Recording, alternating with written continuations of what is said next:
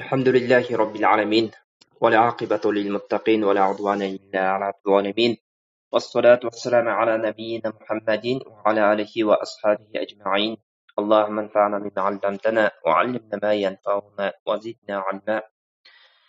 Бүткүл аламдардын падышасы, бүткүл аламдарды жараткан, бүткүл аламдарды рызык менен камсыз кылган, бүткүл аламдарды башкарып турган Аллах субханаху ва тааламга чексиз мактоолор, пайгамбары, пайгамбарлардын мөрү, пайгамбарлардын мырзасы, пайгамбарлардын ичинен Аллах таалама эң сүйкүмдүү болгон сиз менен биздин пайгамбарыбыз Мухаммад саллаллаху алейхи ва салламга, анын үй бүлөсүнө жана аны жакшылыкты ээрчиген бардык момун мусулмандарга Аллах тааламдын салават саламы болсун.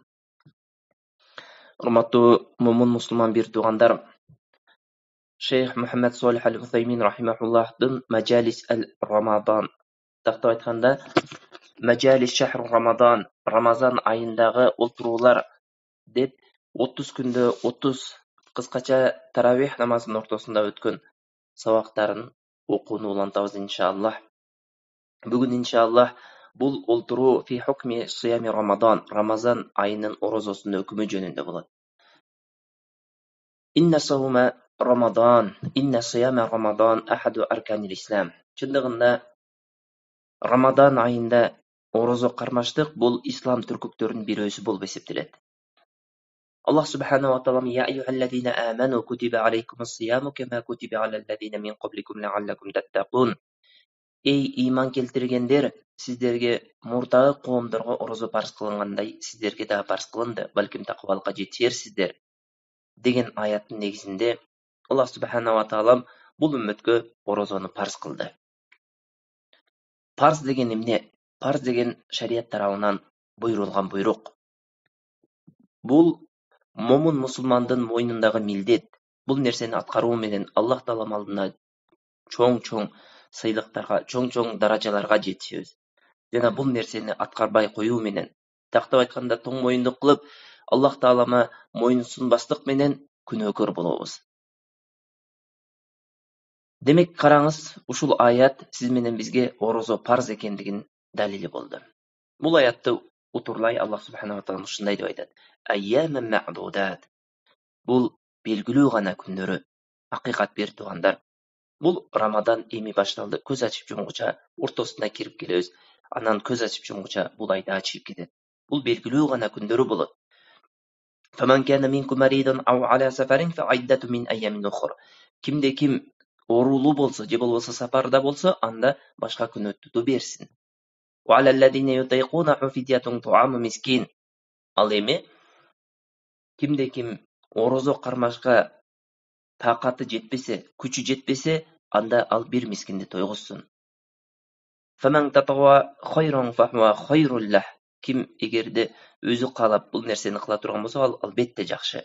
Ва антасума хайруллакум ин кунтум та'ламун. Бирок орозо кармаштык албетте жакшы, эгерде билгениңиздерде эле деп Аллах таалам сөзүн улантат. Андан кийинки аятта Аллах субханаху ва таалам шахру Рамадан аллази унзила фихил Кур'ан. Рамазан айы. Бул айда Кур'ан түшүрүлгөн. Худан линнаси ва байинати минал худа вал фуркан. Бул Кур'ан инсаниятка хидаят болуп түштү. Ва байинати минал худа, хидаяттан болгон баян болуп түштү. Вал фуркан жана акыйкат менен батылды, ак менен караны ажырата турган китеп болуп түштү. Фаман шахида минкум аш-шахру фалиясумху. Кимде ким айды көргөн болсо, тактап айтканда Рамадан айыны көргөн болсо, жаңы тулган айды, анда орозо кармасын дейт. ومن كان مريضا أو على سفر فعدة من أيام أخرى. Кимде ким оорулуу боло турган болсо, же сапарда боло турган болсо, анда башка күнү кармап берсин. Юридуллаху бикумул юсра ва ла юриду бикумул усра. Аллах таалам сиздерге жеңилдикти гана каалайт, кыйынчылыкты каалабайт. Валитукмилул айдата валитукаббируллаха ала ма хадакум. Жана бул айды толуктап орозо кармаңыздар. Жана Аллах тааламды улуулаңыздар. Сиздерди Аллах таалам хидаятка баштап койбодубу? Валаллакум ташкурун. Сиздер балким шүгүр кылуучу болорсуздар деп Аллах субханаху ва таалам Бакара сүрөсүнүн 185-аятын жыйынтыктайт. Демек бир туугандар, бул аят 3 аят Аллах субханаху ва таалам орозонун кээ бир өкүмдөрү жөнүндө сөз кылды. Орозонун парыздуулугу жөнүндө сөз кылды. Парыз бул жогоруда айтып өткөндөй момун мусулмандын мойнундагы милдет. Ар бир акыл эстүү мусулман балагатка жеткен адамга Аллах Тааламдын бул буйругу жүрөт. Ошондой эле бизге белгилүү болгон Абдуллах ибн Умар радиаллаху анхуманын хадисинде "Буниял ислам аля хамсин", ислам дини 5 түркүккө курулган деп 5 түркүктү баяндап, ошонун бирөөсү ва сауми Рамадан, Рамазан айынын орозосу деди. Демек, ислам дини ушул 5 түркүктүн үстүндө турат.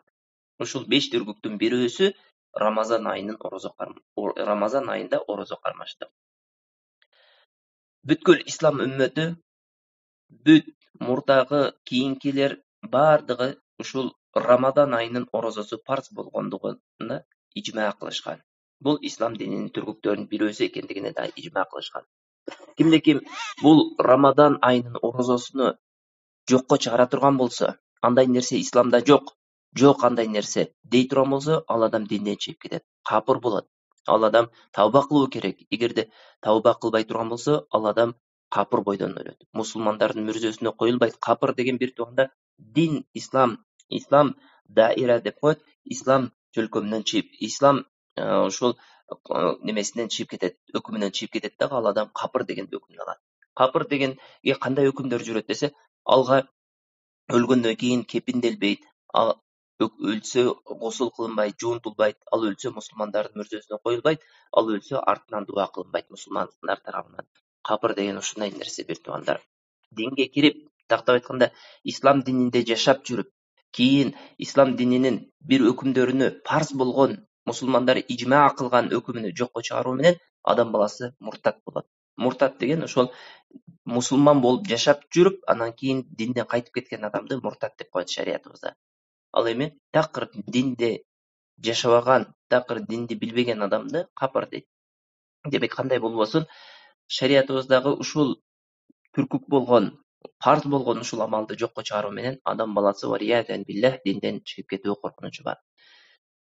Ошондой эле бизге белгилүү болгондой, Рамадан айынын орозосу Пайгамбар Мухаммад саллаллаху алейхи ва саллям Меккеден Мединеге хижра кылгандан кийин парз болгон.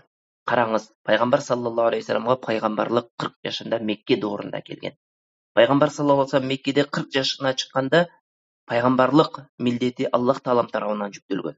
Пайгамбар саллаллаху алейхи ва саллям Меккеде 13 жыл даават кылган. 13 жыл даават кылып, андан кийин 13 жылдан кийин Мекке эли, тактап айтканда, Пайгамбар саллаллаху алейхи ва салламдын өзүнүн атартеги, өзүнүн уурусу, Курайш уурусу Пайгамбар саллаллаху алейхи ва салламды Меккеден кууп чыгат жана мусулмандардын баарын кууп чыгат.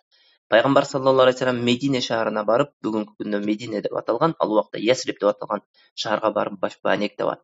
Ошол жерге барып, ошол жерде ислам мамлекетин түптөйт. Ошол жерде барып, Пайгамбар саллаллаху алейхи ва саллям шарият менен акырындан өкүм кыла баштайт. Ошол жерде караңыз, Аллах субханаху ва таала Меккеде жүргөндө 13 жыл ичинде бул өкүмдү парз кылбайт. Балким Мединеге келип, биринчи жылында эмес, экинчи жылында Аллах субханаху ва таала ушул Рамадан айынын орозосуну парз кылган.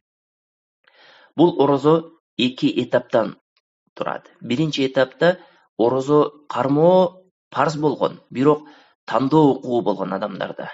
Эгерде кыйналган болсо, орозо кармабай, ошол орозо кармабаган күнүнө бир мискинди тойгузуп койгон. Бул биринчи этап болгон. Андан кийинки экинчи этапта бардык адамга эмне милдет болгон, акыл эстүү, балагатка жеткен, шарият үзүр деп эсептебеген үзүрсүз адамдардын баарына милдет болгон. Жанагы тандоо деген нерсе жокко чыккан. Бухари жана Муслимден келген хадисте Саламат ибн Аква деген Пайгамбар саллаллаху алейхи ва салламдын алдында жүргөн сахабалардын бирөөсү ушундай деп айтат. Ламма назалат ва алаллазина ютайкуна фидиятун туаму мискин. Бизге тактап айтканда Пайгамбар саллаллаху алейхи ва салламга ушул аят түшкөндө, ким эгерде таакаты жок болсо, күчү жетпей турган болсо, анда бир мискинди тойгузсун деген аят түшкөндө, кана ман арада ан юфтира ва яфтади хатта назалатил аятил лати ба'даха фанасахат хади.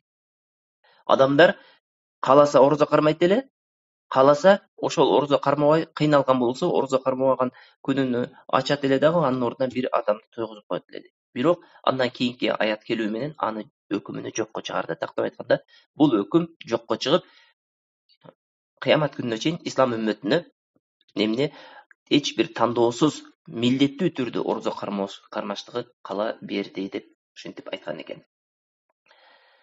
Андан кийин караңыз, биз бир нерсени жакшылап билишибиз керек. Орозо айынын Рамадан айынын орозосу качан башталат? Рамадан айынын орозосу момун мусулман адам жаңы туулган айды көрүү менен башталат. Жаңы туулган айды көрүү бул 2 жол менен гана болот. Үчүнчүсү болбойт. Бул нерсени жакшылап билишибиз керек. Андан мурда орозо кармаштык, Рамадан айынан мурда орозо кармаштык бул шариятыбызда тыйылган амал болуп эсептелет. Караңыз, пайгамбар саллаллаху алейхи вассалам ушундай деп айтат: "Ла ятакаддаманна ахадукум Рамадана бисаумин яумин ау бияумейн." Сиздердин бирөөңүздөр Рамазан айынын орозосуну 1 же 2 күн мурда баштап жибербесин. Илля ан якуна раджулун кана ясуму саумаху фалиясум заликал яум. Бир гана бир адам дайым нафил орозо. Нафил деген бул кошумча орозо. Кылсаңыз сооп аласыз, кылбасаңыз күнөөгөр болбой турган орозо. Ошол орозону 1-4 күнү мисал кармап жүргөн болсо, анда Рамазандын айында 1 же 4 күнү дал келип калса, анда кармаса күнөөкөр болбойт. Бирок эч кармабай жүрүп, бирок Рамазандын алдында мен 1-2 күн баштап жиберейин, кокус Рамазан кирип калган болсо, менин орозом ошолго өтүп кетет деп ихтият үчүн кармай турган болсо, пайгамбар саллаллаху алейхи вассалам бул нерсени каттуу тыйган. Жогоруда айтып өткөндөй, Рамадан айынын кирүүсүнү сиз менен биз 2 жол менен гана билебиз. Биринчи жолу Аллах субханаху ва таалам ушундай деп айтат: "Фаман шахида минкум аш-шахра фалиясумху." Кимде ким эмне жаңы туулган айды көрсө, анда орозо кармасын деди. Пайгамбар саллаллаху алейхи ва салlam: "Ида раайтумул хилала фасуму." Эгерде хилал жаңы туулган айды көрө турган болсо, анда орозо кармаңыздар деди. Демек, орозо кармашыбыз үчүн, Рамазан айынын орозосун кармаштыгыбыз үчүн сиз менен биз Рамадандан мурдагы ай болгон Шаабан айынын 29-кечинде, тактап айтканда, күн баткандан кийин асманды чыгып карайбыз. Эгерде жаңы туулган айды бир момун мусулман көргөн болсо да, күбөлүгү өтө турган момун мусулман көрсө, анда ал адам эмне ошол башка момун мусулмандарга жар салат көргөндүгү жөнүндө, анан башка момун мусулмандар ошонун күбөлүгүнүн эмне астында орозосун кармап баштайт. Себеби пайгамбар саллаллаху алейхи вассаламдын убагында бир араби кирип келди. Караңыз, араби деп арабтарда ушул кыштактан келген, маданияттан, шаардын маданиятынан алыс болгон адамды айтат. Кирип келип пайгамбар саллаллаху алейхи вассаламдын алдына кирип келип: "Инни раайту хилала яни ар-Рамадан." Мен Рамазан айынын жаңы туулган айын көрдүм дейт. Пайгамбар саллаллаху алейхи вассалам: "Аташхаду ан ла иляха иллаллах." Сен Аллахтан бөлөк сыйынууга татыктуу зат жок деп көлүк өтөсүңбү дейт. Жанагы жигит: "Наам" дейт, албетте дейт. Пайгамбар саллаллаху алейхи вассалам сөзүнү улап: "Аташхаду анна Мухаммадан расулуллах." Мухаммад Аллахтын элчиси экендигине көлүк өтөсүңбү дейт. Жанагы араби: "Наам, албетте" дейт. Ошондо пайгамбар саллаллаху алейхи вассалам: "Я Билал, аззин фин-наси фалиясуму гадан." Адамдарга жар салгын, эртеңден баштап орозо кармасын дейт. Бул хадис, караңыз, бир адамдын көлүгү Рамазан кирүүдө өтөт экендигине далил болот. Демек, бир момун мусулман адам келип айта турган болсо, көлүгү өтө турган момун мусулман. Себеби көлүгү өтпөй турган дагы адамдар болот, бир туугандар. Жалган менен белгилүү болгон, күнөө иштер менен белгилүү болгон, ошого окшогон адамдардын көлүгү шариятыбызда кабыл алынбайт. Балким ошол жерде туура айды көргөн болушу мүмкүн, бирок шарият анын көлүгүн көлүк деп эсептебейт. Анын өзүнө милдет болот, бирок башкаларга өтүүдө анын көлүгү эске алынбайт. Ошондуктан көлүгү өткөн момун мусулман келип айта турган болсо, демек мусулмандар ошонун көлүгүн эске алып, орозосуну кармай баштайт. Демек, ушунун негизинде айтабыз, 29 Шаабан күнү чыгып, айды карайбыз. Ай көрүнгөн болсо, анда эртеси 30 Шаабан болбойт, балким эртеси 1 Рамадан болот. Ошол жанагы күн баткандан кийин жаңы ай көрүлгөндөн кийин ал Рамадан айы башталды болуп эсептелет. Рамадан айы башталгандыктан, демек ошол айды Рамадандын түнүнөн деп эсептейбиз. Шариятыбызда 1 түн кирет, андан кийин күн кирет. Ошол себептүү караңыз, сиз менен биз орозо кармаардан мурда таравих намазын баштайбыз. Көпчүлүгү ушул нерсеге эмне түшүнбөстүк менен мамиле кылып, эмне үчүн 1 күн мурда таравих башталат дейт. Себеби 1 түн кирет. Караңыз, 29 күнү күн баткандан кийин карайбыз. Эгерде ай жаңырганын көрсөк, анда Рамадандын түнү кирген болот дагы, анда таравихибизди баштайбыз. Анан эрте менен орозобузду кармап, анан орозобузду улантабыз. Ошого карай сиз менен биз бүгүн 4-күн күн орозосун баштадык. Алхамдулиллах, Аллах таалам жеңил кылып, ал эми 4-күн түндүн таравихини кечинде окудук. Андан кийин жогоруда айтып өткөндөй, Рамадан айынын кирип келүүсүнө бир адамдын көөлүгү жетиштүү болот. Бир момун мусулмандын көөлүгү жетиштүү болот. Ал эми Рамадан айынын чыгуусуна болсо 2 адамдын көөлүгү шарт кылынат. Сөзсүз түрдө 2 адам болуш керек.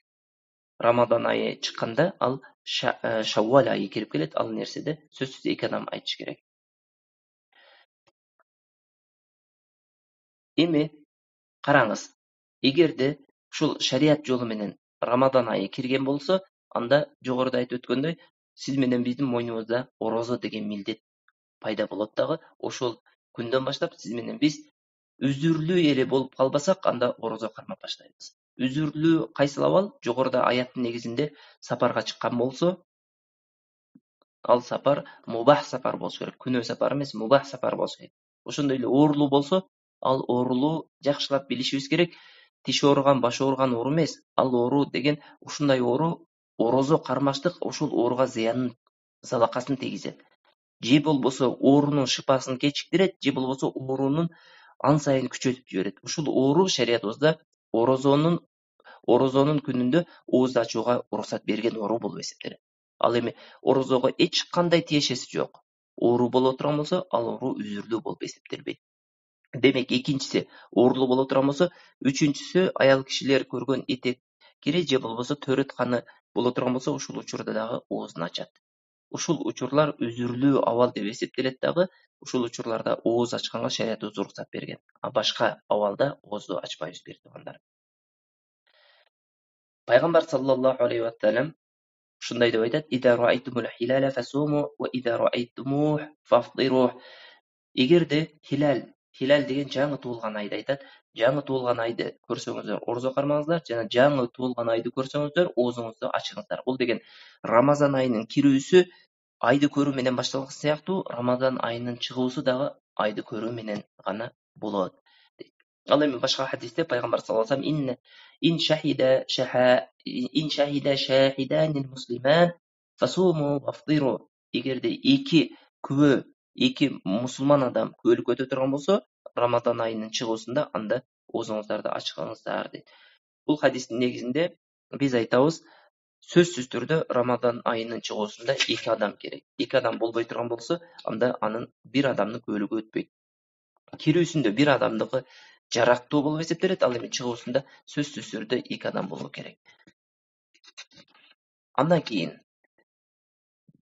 астрологиялык эсептөөлөр деген нерсе бар. Бүгүнкү күндө кээ бир жерлерде, кээ бир өлкөлөрдө, кээ бир чөлкөмдөрдө адамдар астрологиялык эсептөөлөргө таянып, ошол нерсе менен Рамазанды белгилейт жана ошол нерсе менен Рамазандын чыгуусун белгилеп, айтты белгилейт. Бул нерсе кабыл болбоштугуна аалымдар ижма кылышкан. Бүт аалымдар, ошолордун катарында 4 мазхабтын имамдары биригип, астрологиялык эсептөөлөр шариятыбызда эч качан эмне эсеп катары жүрбөйт экендигине ижма кылышкан. Демек, сиз менен биз Рамадан айынын кирүүсүнү сөзсүз түрдө өз көзүбүз менен көрүүбүз керек. Өз көзүбүз менен көрүүбүз керек, же болбосо башка жакта болсо дагы, биздин өлкөдө эмес, башка өлкөдө да болсо дагы бир адам көрсө дагы, ошонун көөлүгүнүн астында орозобузду башташыбыз керек. Жана Рамазан чыгуусунда дагы куттум ушул жолду тандашыбыз керек. Эгерде сиз менен биз астрологиялык эсептөөлөргө таянып туруп баштай турган болсок, көз менен көрбөгөн себептүү ал эсеп болбойт дагы. Балким бир күн эрте Рамазан кармап алсак, же болбосо Рамазанды бир күн кошуп кое турган болсок, Аллах тааланын алдында күнөөкөр болуп калабыз. Бир маселе бар. Бул маселени жакшылап түшүнүбүз керек. Ихтилафул матали ва иттифакул матали деген маселе бар. Анын мааниси ушундай: жердин үстүндө, жер, шар планетасынын үстүндө бир момун мусулман адам айды көрсө, ошол мусулман адам айды көргөн себептүү башка өлкөлөргө дагы орозо милдеттүү болобу, же болбосо ар бир өлкө өзү көрүү керекпи деген маселе бар. Бул маселеде караңыздар, бир момун мусулман айды көрө турган болсо, башка өлкөлөргө дагы милдеттүү болуп калат орозо кармаштыгы. Жана эки момун мусулман адам айдын жаңырганын көрсө, анда Рамазандын бүткөнү жана айт башталгандыгы эмне белгилүү болуп калат деп бул маселени Абу Ханифа рахимахуллах жана анын мазхабы, Имам Малик жана анын мазхабы, Ахмад ибн Ханбал жана анын мазхабы бил иттифак ушул нерсени кубатташкан. Ушул маселеде жердин үстүнө бир адам көрө турган болсо, демек ошонун күбөлүгүнүн астында орозону баштайбыз деп. Ошого карай сиз менен биз Кыргызстанда жашагандардын баары Саудия өлкөсүнүн ай жаңырышын күтүп турабыз. Ай жаңырдыбы же жаңырбадыбы? Эмне себептен? Себеби ушундай бул илимдин ушул жааттагы илимдүү адамдардын айтуусуна караганда, биринчи ай жаңырган убакта биринчи түнү эч качан Кыргызстанда ай көрүнбөйт деп айтат. Себеби биз деңиз деңгээлинен бир топ жогору бийиктикте жайгашкандыктан биринчи айдын көрүүсү Кыргызстан үчүн бул сейрек кездешет дейт. Ал эми Саудия жана Египет ошол сыяктуу деңиз деңгээлинде жайгашкан өлкөлөрдө бул көрүнүү ыктымалы көбүрөөк дейт. Ошол себептен караңыз, сиз менен биз Рамадан айынын кирүүсүнү жана Рамазан айынын чыгуусуну эң жакшы Саудия өлкөсүнү күтүп турганыбыз жакшы. Себеби ал өлкөдүн өзгөчөлүгү өкмөт тарабынан ушул эмне иш аткарылат. Тактап айтканда, өкмөт тарабынан бир орган бар, ушул иш менен алек болот. Рамадан айынын кирүүсүнү жана Рамадан айынын чыгуусуну белгилейт. Ошол кирүүсү жана чыгуусу бул алардын айды көрүүсү менен гана эсептелет. Айды көрүү да телескоп менен көрүү эсептелбейт, бир туугандар. Дүрбү же дүрбү сыяктуу нерселер менен көрсө эч нерсе эмес, бирок телескоп менен эсептелбейт. Ошол өз көзү менен көргөндөн кийин анан жар салат эртең Рамадан же Рамазан эмес деп. Ошонун негизинде Ханафи мазхабы жана Малики жана Ханбали мазхабы бир жерде Саудияда же болбосо Египетте эртең Рамазан деп эмне жар салдыбы, ошолорго ээрчип биз Рамазан орозосун кармай беребиз. Жана эртең айт экен дей турган болсо, айтты дагы ошолордун эмне айтуусуна карап сиз менен биз эмне Рамазан айыны жыйынтыктайбыз. Андан кийин экинчи жол, жогоруда башында айтып өттүк, эки жол менен гана айдын кирүүсү жана чыгуусу белгиленет деп. Биринчи жол 29 Шабан күнү кечинде чыгып карайбыз, көрсөк Рамазанды баштайбыз деп. Ал эми көрбөсөкчү десек, көрбөсөк экинчи жол пайда болот. Экинчи жол пайгамбар саллаллаху алейхи ушундай деп айтты. Суму ли руятихи вафтиру ли руятихи фа ин гуммия алейкумуш шахру фа айду 30. Орозону дейт пайгамбар саллаллаху алейхи вассалам, көрүп туруп баштаңыздар жана айды көрүп туруп баштаңыздар жана айды көрүп туруп оозуңуздарды ачыңыздар, орозону жыйынтыктаңыздар дейт. Эгерде ай көрүнбөй турган болсо, анда айды 30 күнгө толуктаңыздар дагы, анан кийинкисини эмне кылыңыздар дейт, ошол жаңы ай деп эсептеңиздер дейт. Демек, ушул хадиске карай биз мындай кылабыз. 29 Шабан күнү жана 29 Рамадан кечинде чыгып карайбыз. Айды көрсөк, эртеси 30 кылып толуктабайбыз. Рамазанды дагы, Шабанды дагы жана башка айларды дагы толуктабайбыз. Балким эртеси жаңы ай кирген болуп эсептелет. Көрсөк. Ал эми көрбөй турган болсок, 30ду толуктайбыз. Себеби пайгамбар саллаллаху алейхи вассалам ушул хадисте ушундай деп айтты. Эгерде сиздерге ай көрүнбөй, булуттуу болуп кала турган болсо, булут каптап кала турган болсо, анда ошол айды 30 күнгө толуктаңыздар дагы, андан кийин эмне кийинки жаңы айды баштаңыздар деди. 30 күндү айды көрбөй калган себептүү 30 Шабанды толуктайбыз. Быйыл ошондой болду. Караңыздар, жекшемби күнү 11 апрель күнү ай каралды. 10 апрель күнү болуп калды окшойт, азыр унутуп турам. Ай каралды. Ай көрбөгөндүктөн ушундай жар салды. Бүгүн ай көрүлбөптүр. Демек, Рамадан экинчи күндөн дүйшөмбү күнү эмес, балким шейшемби күнүнөн башталат деп жар салды. Ушул хадиске амал кылынды. Демек, Шабанды 30га толуктады, эми Рамаданды 30дан кийин баштады. Шариятыбызда ай эч качан 31-ден кайтпайт. 28-ден дагы кайтпайт. Ай же 29 күн болушу мүмкүн, же 30 күн болушу мүмкүн. Кээде катар-катар 4 айга чейин 30 күн болуп калышы мүмкүн. Кээде катар-катар 4 айга чейин 29 күн болуп калышы мүмкүн. Бул нерседе эч кандай таң каларлык нерсе жок. Себеби пайгамбар саллаллаху алейхи вассалам кээде ай 29 күн болот, кээде ай 30 күн болот деп айткан. Кээ бир адамдар айрыкча эгер адашпасак Чубак ажынын убагында 29 күндөн кийин Рамадан бүтүп, айт белгиленгенде ушундай деп айткан адамдар да болгон. Өмүрүмдө 29 күн орозо кармаган эмесмин. Өмүрүмдө 30 күн орозо кармаганмын деп. Демек өмүрү бою ал адам динден алыс, кабарсыз, надан жашагандыгы белгилүү болгон. Бир туугандар, кээде Рамазан 29 күн болуп калат, кээде Рамазан Аллах Тааланын тагдыры менен 30 күн болот. Эч качан 31 күн болбойт, 28 күн дагы болбойт. Рамазан эле эмес, башка 11 айдагы куттум ошол сыяктуу. Демек 29 Шабан күнү чыгып айды карайбыз, ай көрүнсө 30 күнү Шабан деп эсептебей, балким 29-нан кайткан болот дагы 30 күндү биринчи Рамазан деп эсептейбиз. Ал эми ай көрүнбөй турган болсо, анда 30-уну толуктайбыз дагы, анан 31 деп эсептебей эле, балким биринчи Рамазан деп ушул нерсе менен жыйынтыктайбыз. Эмне себептен бул нерсени айтып жатабыз? Рамазандын кирүүсү жана чыгуусу айга байланган. Ошондой эле айт намаздары дагы айга байланган. Курбан айт деле, ошондой эле орозо айт дагы бул нерсеге байланган. Кимде ким ушул шек күнү айды көрбөй булут каптап калган күнү шек күнү болуп эсептелет. 30 күнү шек күнү болуп эсептелет.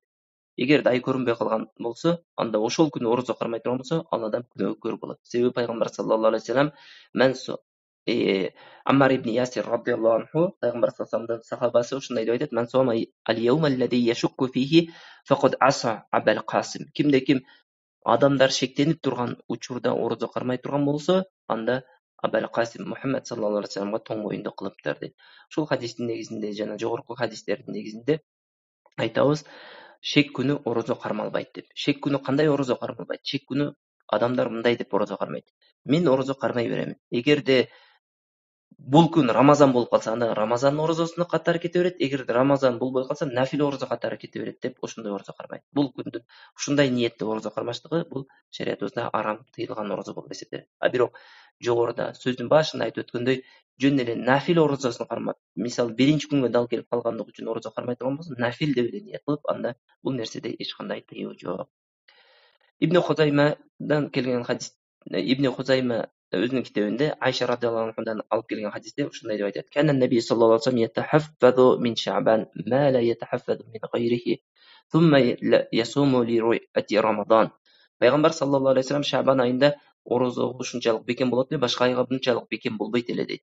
Андан кийин Рамазанды дейт, пайгамбар Айша энебиз айтат, пайгамбар саллаллаху алейхи вассалам Рамаданды айыны көрүп туруп, анан кийин Рамазандын орозосун баштайт эле дейт. Эгерде Рамадан айынын орозосу 29 кечинде көрүнбөй турган болсо, анда 30-га Шабанды толуктап, анан кийин Рамазанды баштайт эле дейт. Ушул хадистин негизинде Рамадан 29 күнү көрүлбөй турган болсо, 30-ду Шабан кылып толуктайбыз дагы, андан кийин биринчи Рамадан деп белгилей беребиз. Бүгүнкү тема бул ушул Рамадан айындагы орозонун өкүмү де. Аллах субхана ва таала бардыгыбызды ушул өкүмгө моюнсуна турган, ушул өкүмдү сүйүп аткара турган мумундардан кылсын. Себеби бир туугандар, адамдарды Аллах субхана ва таала ар түрдүү жол менен сынайт. Караңыз, кээ бир нерсени буйруп сынайт, кээ бир нерседен тыйып сынайт. Аллах субхана ва тааламдын буйруктарына жакшылап көңүл бура турган болсок, Рамадан айынын орозосу сиз менен биз өзүбүз нафсибиз каалаган, сиз менен биздин ашказаныбыз ушундай эңсеп турган нерседен тыйылуу менен Аллах таалам алдында сыналабыз. Ал эми намаз ала турган болсок, намазыбыз убактыбызды бөлүү менен, Аллахтын буйругун аткаруу менен, денен менен сыналабыз. Ал эми зекетти карай турган болсок, Аллах субхана ва таалам буйруган амалды аткарып, өзүбүздүн малыбыз менен, мал мүлкүбүз менен сыналабыз. А Рамаданда болсо тыйылуу менен сынайбыз. Эмнеден тыйылуу? Жештиктен, ичтиктен жана никебизде болгон аялга жакындык кылуудан тыйылуу менен Аллах таалам алдында сыналабыз. Демек, ушул Рамадандын орозосу бардык адам жакшы көрө бербейт. Себеби адатта жеп жүргөн нерсесин жебей калса, адатта ичип жүргөн нерсесин ичпей калса, адатта кылып жүргөн нерсени кылбай калганда, момун мусулмандын гана бул нерсеге сүйүү менен аткарбаса, эгерде жүрөктө ыйман бекем болбой турган болсо, кээ бир адамдар, айрыкча мунафыктар бул нерсени жек көрүү менен кабыл алат. Жок, бир туугандар, сиз менен биз Аллах тааландан сурайлы, Аллахтын буйруктарын сүйүп аткара турган мумундардан кылсын. Аллах субхана ва таала бардыгыбызды Аллахтын буйругун сүйүп аткара турган мумундардан кылсын.